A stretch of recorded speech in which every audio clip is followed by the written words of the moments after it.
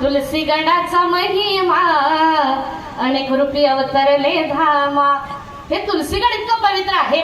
पवित्र का झालंय तर भगवान शिवजी आणि मास आदिशक्ती यानं मला वाटतं भगवंतानं विचार केला की इथून मागं जेवढे जेवढे संत झालेत ना त्या प्रत्येक संताच्या कार्यामध्ये आणि या कलियुगामध्ये जे संत रूपानं अवतार धारण केलं तर आपल्या गुरुदेवांनी या कार्यामध्ये फरक आहे. कसा फरक आहे?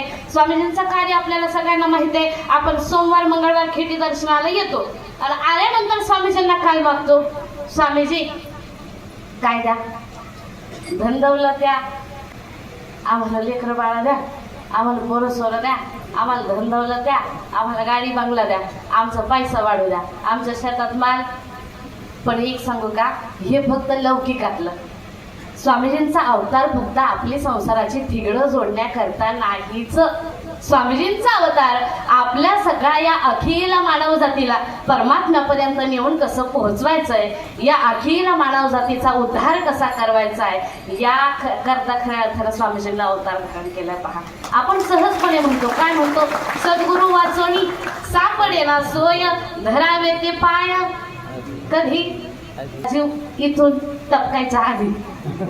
हा मानव देह कधी जाईल? अगदी मी या क्षणाला बोलते, पुढच्या क्षणाला जिवंत राहील का नाही याची गॅरंटी.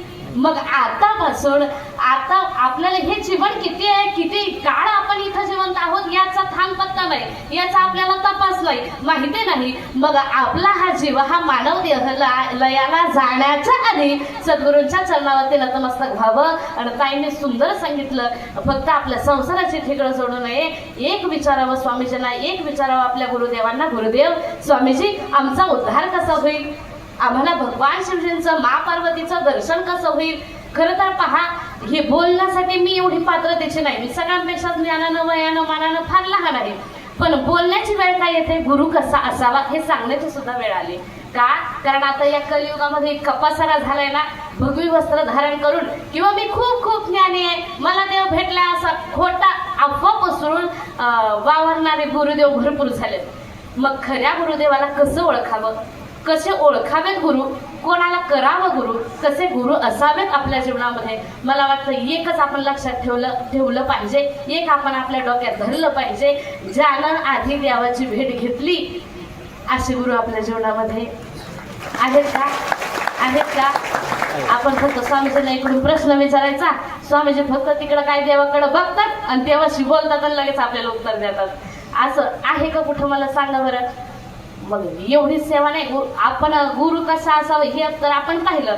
दुसरी गोष्ट, गुरु असा असावा की जर गुरुदेव आपल्याला सांगत असलेली एखादी गोष्ट, आपल्याकडे पद्धत अशी, आपल्याला जर एखाद्याला काही मार्गदर्शन केलं, बाबा रे तू असं कर, आपण काय म्हणतो, आधी तू करतो का? मग गुरुदेव सुद्धा असे असावेत, आपल्याला जे सांगतायत ना ते आधी त्यांच्या आचरणामध्ये आहेत का? आपल्या स्वामीजींकडे आपण पाहिलं ना, आपल्याला आपल्या स्वामीजींनी ज्या ज्या वेळी आपल्याला मार्गदर्शन केलं, जो जो शब्द गुरुदेवांच्या मुखातून निघाला ना, तो प्रत्येक शब्द आणि त्या आचरण स्वामीजींच्या आधी आचरणामध्ये, त्यांच्या वागण्यामध्ये, त्यांच्या चालण्यामध्ये, त्यांच्या बोलण्यामध्ये आपल्याला दर्शन मिळतं. गुरुसेवा करायची असेल ना, एकच गुरुसेवा करायची. आपण काय करतो, सगळं मला पहिली टाळी वाजवा आपल्या शिवशक्ती भक्त परिवाराकरता.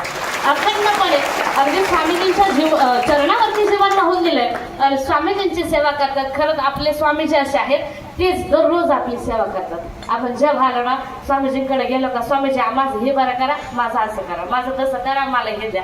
स्वामीजींकडून आपली सेवा करून घेतो. मग स्वामीजींची सेवा आपल्याकडून घडली पाहिजे की नाही? मग कशी करावी गुरुदेवाची सेवा? हातपाय दाबून, डोकं दाबून त्यांना स्वयंपाक बनवून द्यायचा का? काय करायचं? आपले स्वामीजी इतके समर्थ आहेत, ते आपल्याला ऐकून म्हणून खाऊ घालतात. आपल्याला हातपाय दाबून द्यायची गरज नाही, आपले हातपाय ते नीट करतात. मग काय करायचंय? स्वामीजींचा प्रत्येक शब्द आपल्याला आपल्या आचरणामध्ये उतरवायचा आहे. स्वामीजी जो शब्द सांगतील तो शब्द अगदी प्रत्येक अक्षर, प्रत्येक शब्द आपल्याला मोत्यासारखं सोन्यासारखं जपून ठेवायचं आहे. आणि स्वामीजी जशी कृती करतील, जसं वागतील तसं ते पूर्ण आपल्या वागण्या बोलण्या चालण्यामध्ये आपण उतरवलं पाहिजे. ज्या दिवशी आपण स्वामीजींचा एक एक शब्द आपल्या आचरणामध्ये, आपल्या वागण्यामध्ये उतरवला, त्या दिवशी खऱ्या अर्थानं गुरुपौर्णिमा साजरी होईल.